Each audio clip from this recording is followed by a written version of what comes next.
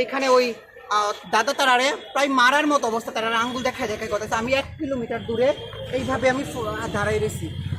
এইখানে সবার সাথে ঝগড়া কইরা আমার ওই কোনার থেকে যে টাইম না আনছে, আইন না মানে যতটুকু পারে আমার মুখটুকু আমার পুরো মানে খামসায়া ছিঁড়া লাগছে। আমার ফোনটারে যতটুকু পারছে ভাঙছে, আমার ফোনটা, আমার গলার চেন ছিঁড়া লইয়া গেছে গা।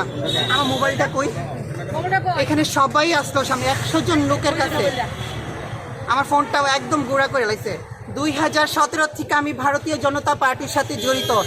আজ দলের প্রতিদান একজন কর্পোরেটর আমার সোসাইটির সামনে, আমার সোসাইটির লোক এতটা ভদ্র, এতটা সভ্য, 500 জন লোকের সামনে এখানে কয়ে গেছে যে 500 জনের ভোট লাগতো না, যা তোরা যদি পারো সিএম এর কাছে যে জানা, মেয়রের কাছে জানা, আমার কি করতে পারে আপনারা জিজ্ঞেস করেন। আমার কথা হয়তো ভুল হইতে পারে, বাট তারা জিজ্ঞেস করেন কি করে গেছে। আমি এটা তীব্র নিন্দা